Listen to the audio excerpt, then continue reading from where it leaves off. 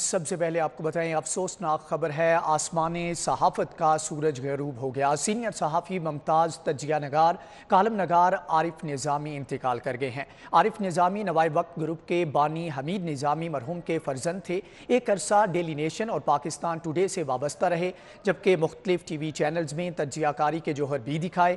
2013 میں نگراں کابینہ میں وزیر اطلاعات و نشریات کی ذمہ داری بھی نبھائی۔ مرحوم طبیعت ناسازی کی بنا پر گزشتہ 2 ہفتوں سے وینٹیلیٹر پر تھے، جبکہ انتقال پر وزیر اعظم عمران خان، اپوزیشن لیڈر شہباز شریف سمیت دیگر کی جانب سے اظہار افسوس کیا گیا ہے۔ آپ کو بتائیں کہ عارف نظامی نوائے وقت گروپ کے بانی حمید نظامی مرحوم کے فرزند تھے، جو کہ انتقال کر گئے ہیں۔ آپ کو بتائیں کہ ایک عرصہ ڈیلی نیشن اور پاکستان ٹوڈے سے وابستہ رہے، مختلف ٹی وی چینلز میں تجزیہ کاری کے جوہر دکھائے، جبکہ 2013 میں نگراں کابینہ میں وزیر اطلاعات و نشریات کی ذمہ داری بھی نبھائی۔ مرحوم طبیعت ناسازی کی بنا پر گزشتہ 2 ہفتوں سے وینٹیلیٹر پر موجود تھے، جبکہ انتقال پر وزیر اعظم، اپوزیشن لیڈر شہباز شریف سمیت دیگر نے اظہار افسوس کیا ہے۔ آپ کو بتائیں کہ مرحوم طبیعت ناسازی کی بنا پر گزشتہ 2 ہفتوں سے وینٹیلیٹر پر موجود تھے۔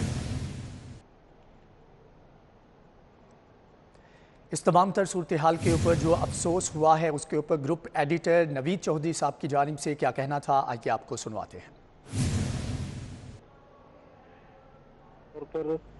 عارف صاحب صحافت کی دنیا کا ایک روشن ستارہ ہی نہیں تھے، بلکہ ایک انتہائی نفیس شخصیت، اور ان کا جو مہذب انداز ہے، میں نے جب ان کے انتقال کی خبر سنی تو سارے وہ مناظر میری آنکھوں کے سامنے۔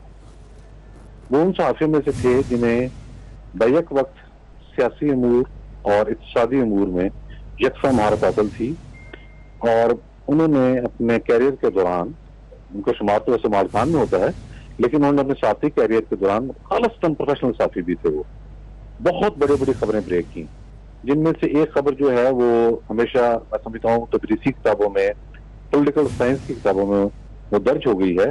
جب بے نظیر صاحبہ کی حکومت کو فارغ کرنے کا فیصلہ کیا 1990 میں، اس وقت کے صدر غلام اسحاق خان نے، تو حکومت اس حد تک لا علم تھی کہ انہیں کسی بات کا علم نہیں تھا، جبکہ اس دن کے اخبارات جو شائع ہوئے اس میں لیڈ سٹوری یہ تھی عارف نظامی صاحب کی نوائے وقت میں، جس میں یہ بتایا گیا کہ آج یا کل تک حکومت کا خاتمہ ہو جائے گا اور انٹرم سیٹر میں یہ لوگ شامل ہوں گے۔ یہ بہت بڑا سکوپ تھا۔ اس کے علاوہ انہوں نے بہت ساری خبریں دی۔ عارف صاحب کا کمال یہ تھا کہ وہ بہت اعلیٰ درجے کی انگریزی لکھتے تھے، اور بیک وقت اسی مہارت اور اسی میں سمجھتا ہوں کہ انداز میں ان کی جو اردو کو لکھنے کا جو ایک سٹائل تھا وہ بھی بہت منفرد تھا۔ بہت ہی اعلیٰ پائے کی اردو ان کے کالموں میں ہمیں پڑھنے کو ملتی تھی۔ بہت شاندار کالم نویس تھے۔ گروپ ایڈیٹر نوید چودھری کی بات آپ نے سنی، اسی کے اوپر افسوس کا اظہار کیا گیا ہے سینئر تجزیہ کار سہیل وڑائچ کی جانب سے بھی۔ ان کی جانب سے کیا کہنا تھا، آپ کو سنواتے ہیں۔ افسوسناک خبر ہے، بڑے عظیم صحافی تھے، پروفیشنل تھے، بڑے ٹاپ پروفیشنل تھے، اور بڑی بڑی خبریں بریک کی۔ ان کے تجزیے بڑے پاپولر تھے، ان کی بڑی بیلنس اپروچ تھی، ہر پارٹی میں ان کا ریلیشن شپ تھا، کوئی ایک فریق کے ساتھ وہ نہیں تھے۔ تو اس طرح کی شخصیت کا جانا ظاہر ہے ایک بہت بڑا المیہ ہے، اور ظاہر ہے اس کی وجہ سے ان کا نقصان جو ہے ہمیں کافی عرصہ برداشت کرتے رہیں گے۔ گفتگو آپ نے سنی کہ عید نماز کے بعد شہریوں کی جانب سے جانوروں کی قربانی کے بعد ایک طرف گوشت کی تقسیم جاری ہے تو دوسری طرف اہل خانہ نے کڑھائیاں چولہے پر چڑھا لی ہیں۔ اس حوالے سے مزید جانیں گے سعید احمد سے۔ جی سعید، آگاہ کیجیے گا۔ بڑی عید کی بڑی خوشیاں منانے کے لیے شہر لاہور کے جو تاجر برادری ہے وہ بھی سر فہرست ہے۔ سنت ابراہیمی کی ادائیگی کے بعد اب جو مرحلہ شروع ہوا ہے وہ گوشت کی تقسیم ہے، اور اس کے ساتھ گھر کے اندر طرح طرح کے پکوان پکانے کا سلسلہ ہے وہ شروع ہو چکا ہے۔ اس وقت انجمن تاجران صدر انجمن تاجران لاہور کے رہائشگاہ میں موجود ہیں، جہاں پر خواتین کی طرف سے جو ہے ان کمان سنبھال لی گئی ہے۔ وہی کمان جو خواتین کا اہم کام ہوتا ہے کسی بھی ایونٹ کے حوالے سے، گھر کے اندر کھانا بنانے کی کمان۔ کچھ خواتین موجود بھی ہیں جو یہاں پر کوکنگ کر رہی ہیں، ان سے بات بھی کریں گے۔